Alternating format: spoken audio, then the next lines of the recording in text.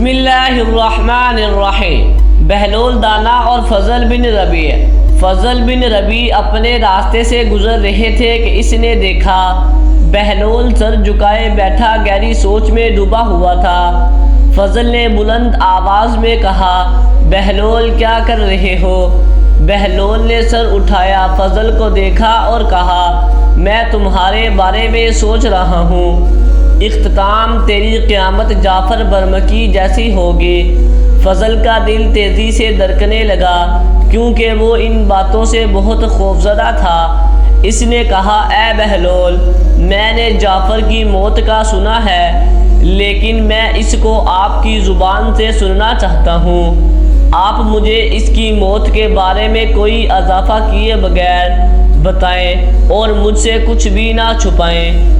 بہلول نے کہا کہ منصور کے بیٹے مہدی خالد کی خلافت کے دوران برمکی کا بیٹا یحییٰ ہارون رشید کا کاتب اور مستقل قاری تھا۔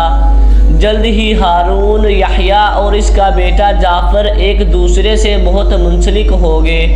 ہارون کو جعفر سے اتنی محبت تھی کہ اس کا نکاح اپنی بہن حبشہ کے ساتھ کر دیا، لیکن جعفر کو تشدد نہ کرنے کا حکم دیا۔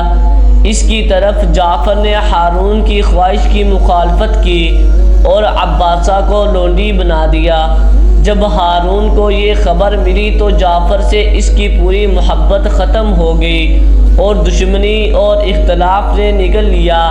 اب وہ دن رات تلاش کرتا رہا جعفر کو قتل کرنے کے بہانے اور اس طرح برمکی خاندان کو تباہ کرنے کے لیے۔ آخر کار ایک رات اس نے اپنے غلام مسرور سے کہا، آج رات میں تم سے چاہتا ہوں جعفر کا سر کاٹ کر میرے پاس لاؤ۔ مسرور یہ سن کر کانپنے لگا اور فکر مندی سے سر جھکا لیا۔ ہارون نے پوچھا، تم اتنے چپ کیوں ہو؟ کیا سوچ رہے ہو؟ مسرور نے جواب دیا، یہ بہت بڑا کام ہے، کیا یہ کرنے سے پہلے میری موت آ جائے گی؟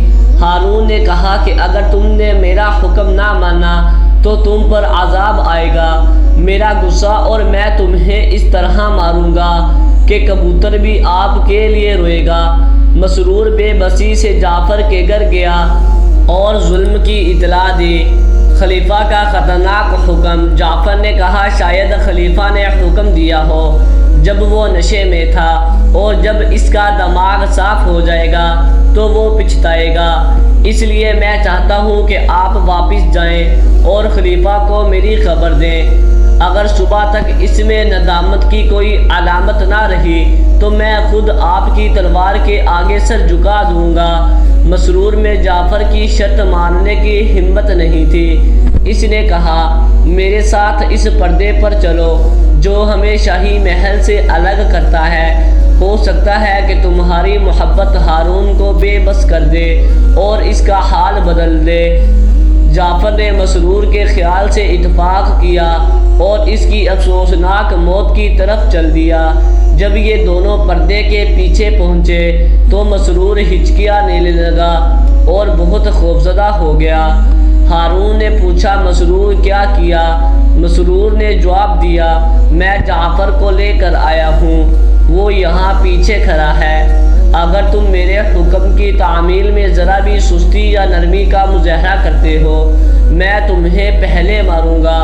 ان الفاظ کے بعد مزید دیر کرنے کا کوئی راستہ نہیں تھا۔ مسرور جعفر کی طرف بھاگا اور اس کا سر کاٹ دیا۔ اس خوبصورت عسکریت پسند نوجوان کا سر سب سے زیادہ خوش اخلاق ہونے کے لیے مشہور تھا اور اس میں بہترین تھا، فضیلت اور سخاوت اور احسان کا رہنما تھا۔ جعفر کا سر اپنے اوپر رکھا اور ہارون کو پیش کیا۔ بے رحم خلیفہ نے سوچا کہ یہ کافی نہیں ہے، اس لیے حکم دیا کہ پورے برمکی خاندان کو تباہ کر دیا جائے اور ان کی ساری دولت پر قبضہ کر لیا جائے۔ جعفر کی لاش بغداد کے قلعے پر لٹکا دی گئی، کچھ دن بعد جلا دیا گیا تھا۔ بہلول نے کہا، اے فضل، مجھے تیرے انجام سے ڈر لگتا ہے۔ میں نے سوچا کہ آپ کی وفات جعفر کی طرح ہو سکتی ہے۔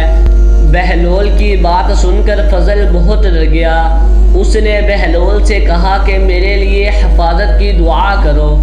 امید ہے کہ آپ کو ویڈیو اچھی لگی ہوگی۔ ویڈیو اچھی لگی ہے تو ویڈیو کو لائک ضرور کر دیں اور چینل کو بھی سبسکرائب کر دیں تاکہ اس طرح کی انفارمیٹیو ویڈیوز آپ کے پاس بر وقت پہنچتی رہیں۔ شکریہ۔